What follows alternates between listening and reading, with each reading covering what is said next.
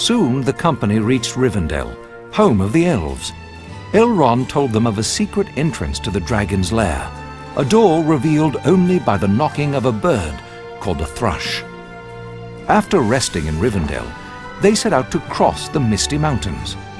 Evil things and dreadful dangers awaited them, like stone giants and worse.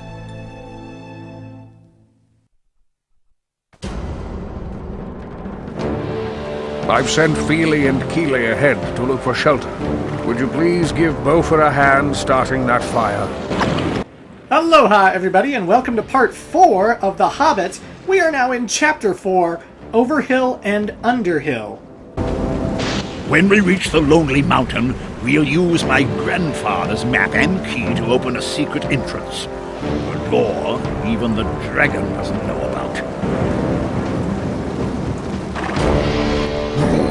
These mountains are crawling with goblins. Why don't you go help Beaufort? Leave me alone.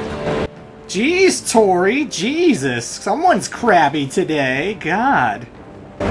Umber is making me hungry. This wood is too wet to catch fire. Perhaps you need dry firewood. And if you could find any, I would be in your debt. Bilbo Baggins dropping the sass. Beaufort had better get that fire going, or I'm going to freeze right out of my skin. Away, burglar. Ahem. Perhaps you need dry firewood, you goddamn dwarf. Oh, hello, Bilbo. Feely and Keely went up the high path to look for shelter. I hope they find some food, too. You have courage, little hobbit. You remind me of my boy, Gimli. I've read The Lord of the Rings. I know who that is. I'm keeping watch for stone giants. We heard some down the low path around that bend, so we sent Feely and Keely to scout out the high path instead. I'll just look for firewood. If I see any giants, I'll come right back. Alrighty, so we're gonna go look for firewood and leave Thorin, Feely, Keely, Balin, Dwalin, Oin, Gloin, Dory, Nori, Ori, Bifur, Beaufort, Bomber, and Gandalf behind, and go through this level, why don't we? And we just picked up a scroll. Firewood for Beaufort. That scroll grants the ability to swing 2 times while standing with the weapon Sting, which is different from the walking stick, so it gets its own scroll.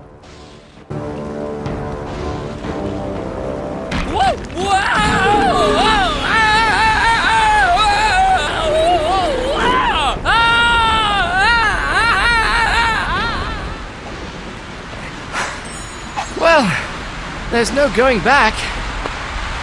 Oh, how will I ever get back to the dwarves?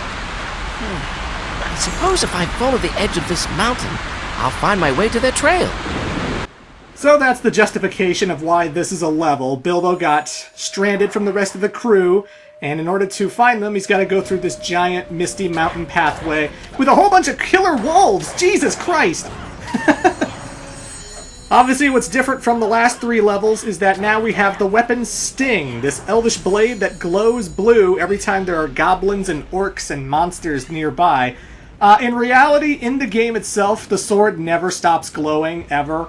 Even if you're in a port town like Lake Town later in the game, it just always glows blue, and it actually lights up caves and stuff, as we'll see in a later level. But it's stronger than the walking stick, but it has less reach than the walking stick. We're still going to be using the walking stick quite a bit throughout this adventure, because sometimes if a thing can die in one hit, it's nicer to have longer reach, so I'll just whack things with the stick. And when it comes to platforming, you can't do the long jump with Sting. You still need to wind up and use the stick to propel Bilbo forward, like Mario 64 with the long jump. So anytime you're platforming, bring out the walking stick, but anytime some monsters show up, just bring out Sting. The only way you cycle through weapons is by pushing the X button. It always goes throwing stones, walking stick, then Sting, and in that particular order. So if you're at Sting and you want to get to the walking stick, you'll have to push X twice. There's no way to cycle backwards. And sometimes it can fumble with you, I suppose, but it's only 3 items, and these are the only 3 items we will be carrying throughout the whole adventure, so it doesn't get too complicated, you know? Not too complicated. It's stronger than the walking stick, it gets its own set of scrolls, and, yeah, every time I fight monsters now, I'm gonna be using Sting. Need those mushrooms. But anywho, the reference to Gimli, Gloin is the father of Gimli, who is one of the dwarves who is part of the Fellowship of the Ring, the people who escort Frodo to Mordor and Mount Doom in the first book of the Lord of the Rings. I had this same situation when I did the Star Wars Force Unleashed playthrough. I actually asked people in the middle of that playthrough, how many of you are Star Wars fans? Because I'm like making references to Star Wars throughout that whole playthrough. You know, I'm talking about Lando Calrissian, I'm talking about the Carbonite, I'm talking about all these in things that you'd have to know by watching the movies themselves. And you know, now that we're playing The Hobbit, which is the Lord of the Rings universe, and I don't know if you've read the books, I don't know if you've seen the movies, I don't know if you're familiar with this lore at all. For all I know, people jumping into this video have no idea who Gandalf the Grey is, and have never heard of this wizard ever before. Maybe you mistook him for Dumbledore from Harry Potter, I don't know.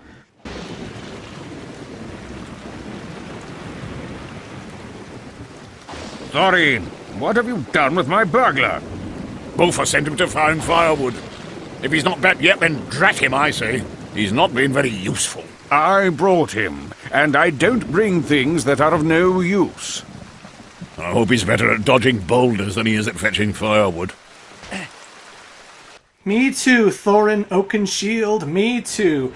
So the stone giants are here, and they're constantly going to be throwing boulders at Bilbo, and you'll always know that they're coming for you because there's going to be this big shadow that envelops Bilbo. You'll see it, like, above you, and you'll know to get the hell out of the way. And what sucks about this level is sometimes you'll be fighting wolves and other kinds of enemies outside, and if you're focusing too much on them and trying to slash at them, and you're not paying attention to the shadows, those boulders could catch you off guard. And for this early in the game, these boulders do a lot of damage. A direct hit with a boulder can drain at least 2.5 health bubbles from your character, and that adds up really quickly, especially if you have like 2.5 hearts left and you're in the middle of a fight and you're not really paying attention, and then a boulder just sort of blindsides you, and then boom, you're dead. Gotta go back to a previous checkpoint. It's just like, So it adds a little twist to this level where you're fighting enemies, but you gotta really pay attention because, you know, there's raining death.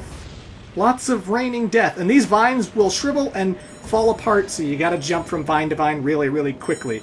Like I said before, yellow vines, they don't do anything. Green vines will raise or lower as soon as you grab them. Brown vines will shatter apart. Perhaps I can trick those stone giants into making a bridge for me. Yes, so in order to make this thing lower and form a bridge, we gotta wait for the stone giant to throw a boulder. He's taking his sweet-ass time, though. There he goes. Booyah!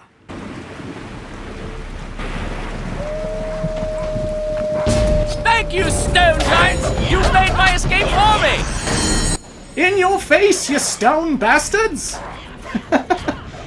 So with this level, you have to wait for the stone giants to throw boulders at you in order to create bridges, as well as shatter some kind of floor that might lead to a lower cave, you know. But yeah, Sting is stronger than the walking stick, and they are throwing a lot of enemies at me now.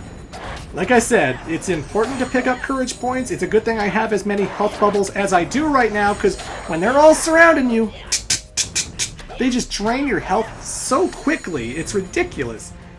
There are health potions you can buy in the shops, and there are mushrooms everywhere throughout the level that you can carry to refill your health, and I recommend doing that, because oh my god. It's a little intense, man. It's a little intense. Ow. See? Look how much damage that one boulder did. Jesus Christ, I had full health, and then that boulder dropped me down that much.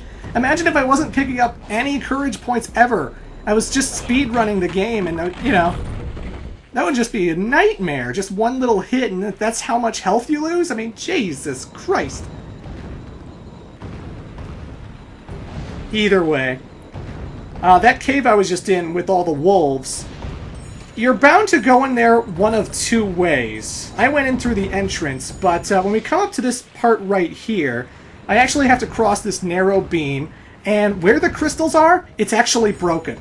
You can actually kind of see the indentation, so I have to lawn jump over it. It shatters as I go over it, and then I would be dropped into the den of wolves, and then I'd have to backtrack and go through this area again. Because I've played this level before and I knew it was coming, I knew to lawn jump at that particular moment. But that is a big trap. You'll be walking over this den of wolves, you see the wolves down there, and then you don't really think that the thing's going to collapse on you and make you fall, and then drop you right into them. And it's just like, Jesus Christ, Hobbit, what the fuck are you doing? Also, I'm getting really lucky with the stone giants here. I'm supposed to go to where the cracked floor is, and then they'll throw it and shatter it so I can go down into the cave. Earlier, I was supposed to wait until it got to the second part of the bridge, but they've been throwing them exactly where I want them to throw them this whole time I've been playing. So, yeah, I just went down into this lower area. I was supposed to wait. There would have been this cracked indentation that showed you, like, the ground looks kind of weird. Maybe if a boulder lands on it, I'll go through it. Wink, wink, nudge, nudge. Platformers. Use your brain, kids. You know? But, yeah, the stone giants are being friendly. As far as I know, I don't think you can kill the stone giants. I did pick up this upgrade for the rocks that I can throw that turns them into, like, fireballs. But you still need the stone giants in order to lower bridges and stuff. And I've tried throwing it at them, and it always goes too short. It always, like, goes at a particular angle, and just when you think it's going to cross over to where they are, it goes down into the bottomless pit below and completely wastes it for me. So I'm just like, ah. That scroll I just picked up increased the ground pound effect damage of my walking stick. So now when the blue meter is filled up in the bottom left corner and I jump, push the attack button, it's going to have a wider range, it's going to do a little bit extra damage, and yeah, but that's for the walking stick, not Sting, not the bladed weapon. Goddamn wolves, I'm trying to pay attention to the boulders. Get the hell get the hell out of my way, you freaking wolves. And if I try to go across... Oops! Guess I'm not going that way. These Misty Mountains are bullshit, man. They're bullshit, I say. There's one of the few loading screens that I'm leaving in the game. I've been cutting them out for the most part, but they're not long loads, not really. It looks like it's missing some pieces.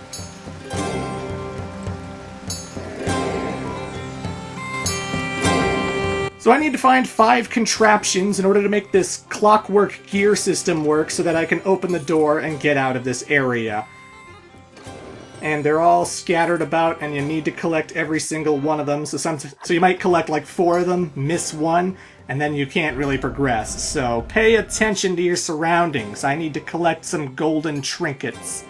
Gotta collect them all. The Hobbit? Gotta catch 'em all, it's you and me. And Thorin, Feely, Keely, Balin, Dwellin, Oink, Gloin, Dory, Nori, Ori, Bifer, Bofer, Bomber, and Gandalf, yeah! The Hobbit! I choose you! Bull Roarer Took? I don't know. I'm tired. I'm very, very tired. And I'm writing out all this Final Fantasy IV script, and I'm editing it right now, and I'm trying to make sure it's ready for Friday, so apologies if I seem a little frazzled, okay? I'm a little frazzled. But I got into Lord of the Rings when I was in high school. It was always something that never really caught my attention until the movies happened. I didn't even know they were a series of books.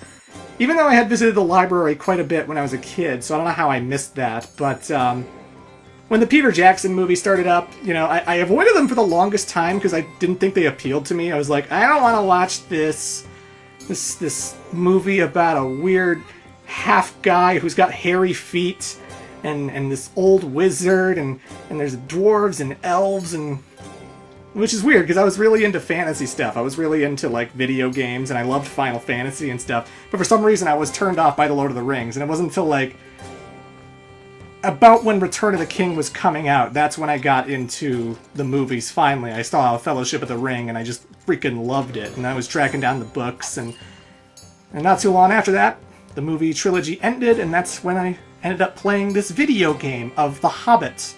So I've been a fan since around 2002, 2003, I'd say. But people in the comments, do you watch the Lord of the Rings movies? Did you read the books? Did you see the 1977 animated Hobbit movie? You know, I'm curious, how much of Lord of the Rings fans are you? And if you're not a Lord of the Rings fan, hopefully this playthrough is being enjoyable for you, even though you don't know anything about anything. There's a lot of context that's not being delivered in the video game. They're dropping a lot of key elements from the story just to make it palatable, you know? But hopefully you understand what's going on. I did mention earlier that The Hobbit is for the GameCube, PlayStation 2, Xbox, as well as PC. And is it just me, or does the PC version have, like, inferior graphics? Am I crazy? Every time I've seen footage of the PC version on YouTube, it seems like the textures are, like, way off, and they're not as good as the GameCube and Xbox versions. I've never played the PlayStation 2 version, but I have played the Xbox version because I was babysitting a kid one time in high school, and they had a whole bunch of indie games. They had an Xbox, and they had stuff like Metal Arms Glitch in the System, the Tasmanian Tiger. They had Dino Crisis 3, which is not as good as the first two Dino Crisis. That had a weird jetpack thing, but it also had the shitty camera angles of the old school Resident Evil type games. And they also had The Hobbit, so I was playing The Hobbit with them. And The Hobbit looked fine and played pretty much like the GameCube version on Xbox that I remembered. But PC version has weird textures. Maybe I'm crazy. Maybe it's just the settings people get when they download the game. I don't know. But it looks off. It just looks off. Oh, I don't like the look of this. Owen said he last saw a Bilbo along the low path. The old dwarf mines are down there. The goblins drove the dwarves from those strongholds long ago. Now, all manner of vile creatures roam those halls. You dwarves will find Mr. Baggins, or I'll go alone and leave you to get out of here as best you can.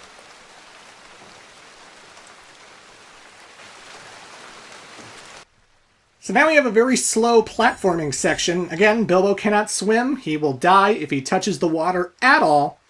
So I actually like this part because there's no enemies, very little music. It's just a very relaxing platforming section where I have to get through this big labyrinthy maze structure, climbing everything I can just to get around and climb the ropes and get all the different gear parts to open up all the doorways and stuff. And I rather like this kind of stuff. I'm always a fan of platformers when they do very small, simple stuff. You know, not everything needs to be an over-the-top action adventure like Mega Man or a Sonic the Hedgehog or something. Sometimes I like platformers when they breathe in the atmosphere, when they get really calm and collected, and it's just about the platforming. I don't have to worry about enemies here. I just have to worry that every single one of my platform moves does correctly, you know?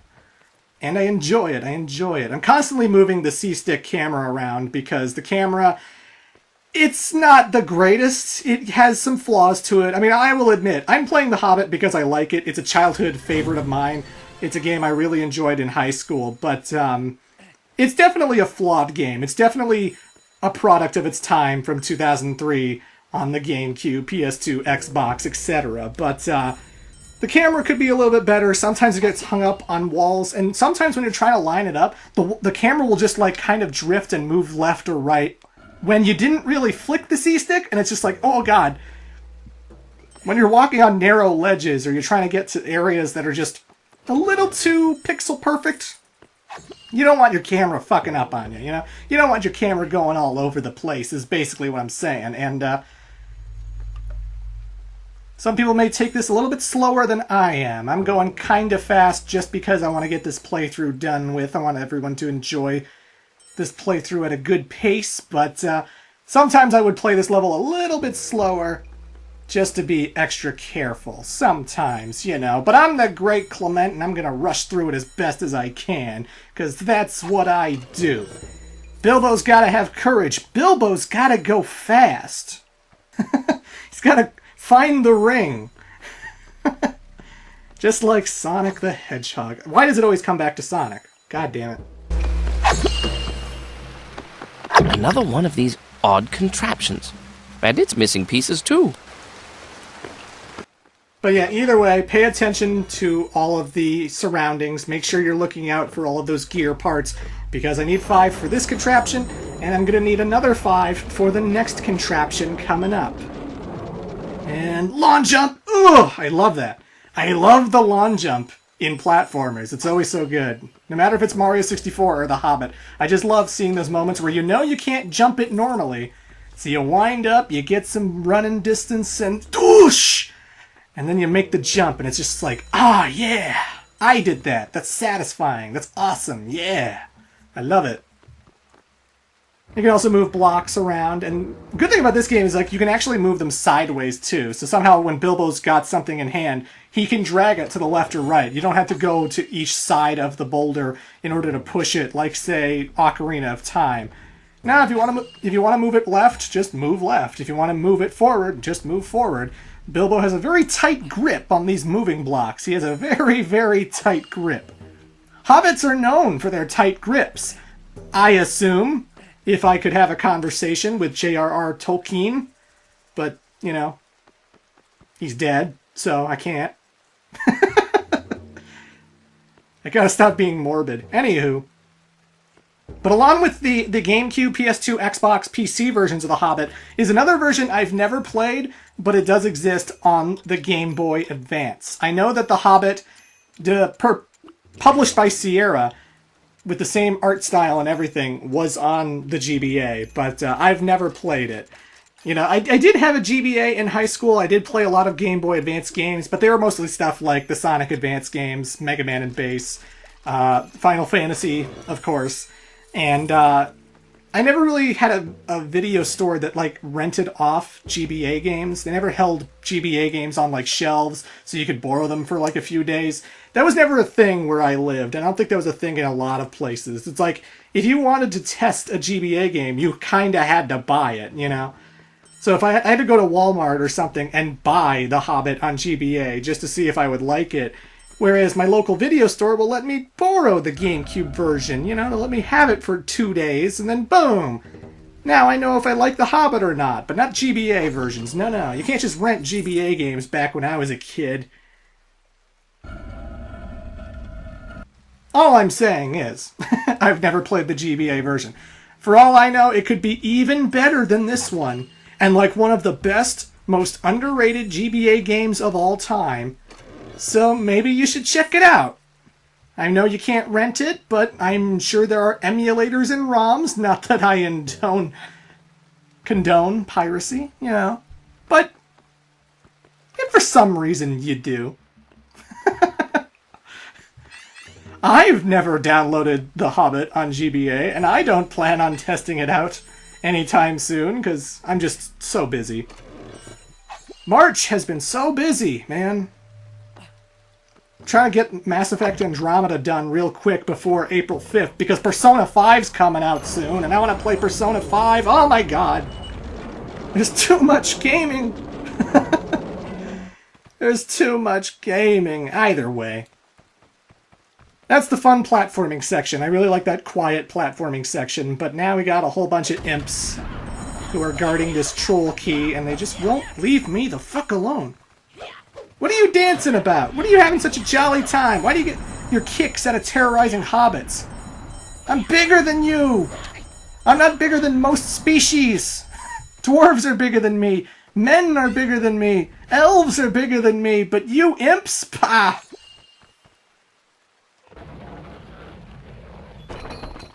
I could step on every last one of these bastards. I mean, my god. I'm Bilbo Baggins, motherfucker! Oh, the traps. This is something worth mentioning. So, I got the red. I didn't get the gray. Gray makes the timer go faster. Red will kick you out of the puzzle, and it's always randomized, by the way. Every time you reattempt the treasure chest, it will randomize what minigame you're going to do. It's never set in stone. but my health was green for a second there, and that's because I was poisoned. There are potions for healing yourself, and there are potions that are antidotes that cure poison, because there are enemies in this game who can poison you, and certain chests, if you screw them up, can poison you, and then your health will go down little by little. Now, luckily, it's not a long-lasting thing. It does wear off after a while, but you really gotta pay attention to that stuff, because if you have like 2 health bubbles and you're poisoned, you better cure that or you're about to die, you know what I mean? So there's poison in The Hobbit. There is that status effect in this platformer game, The Hobbit. God damn it. I don't have any Final Fantasy ribbons on hand, so I can't prevent myself from getting poisoned, you know. But you'll know, not just from the green health bar, but also Bilbo will constantly, like, duck over like he just ate some bad seafood, you know?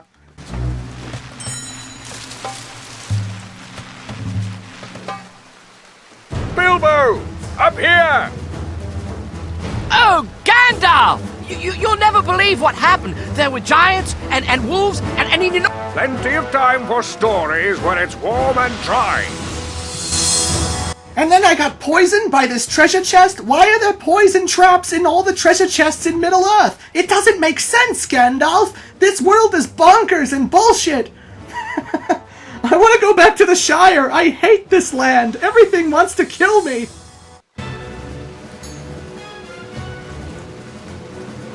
There you are, Bilbo.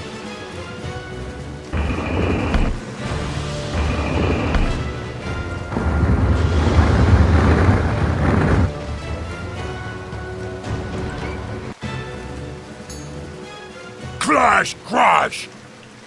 Crush, smash, take them to the Great Goblin! Alrighty folks, a pack of goblins. They got a bit of health. They like to do this crazy jump over dodge move that will evade your attacks. But Gandalf is backing you up in this fight, and he has this spell that just one-shot kills everything. So you can pretty much just run away the whole fight and he'll take care of the rest.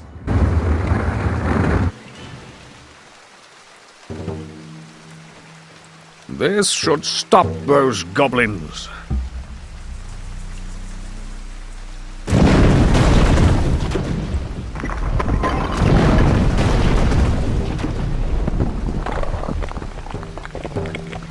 There is more about you than meets the eye, Mr. Baggins. The dwarves made camp just around the bend. Come along, Mr. Baggins.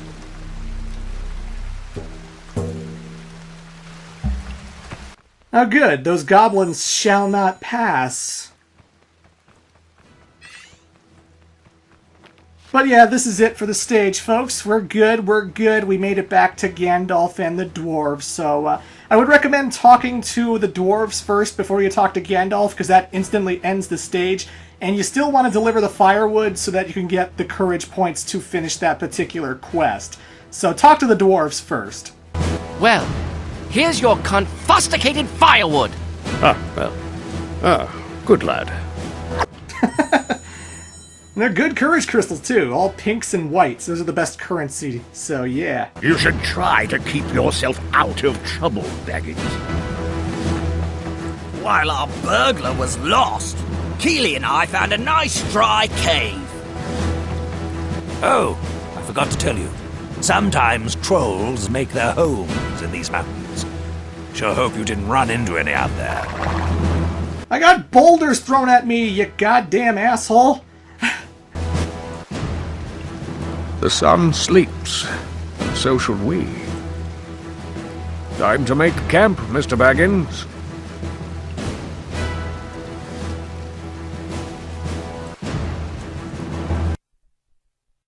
Alrighty, that's Overhill and Underhill. Although if you've read the book, you're probably thinking, wait, there's more to this chapter than just them going through the Misty Mountains.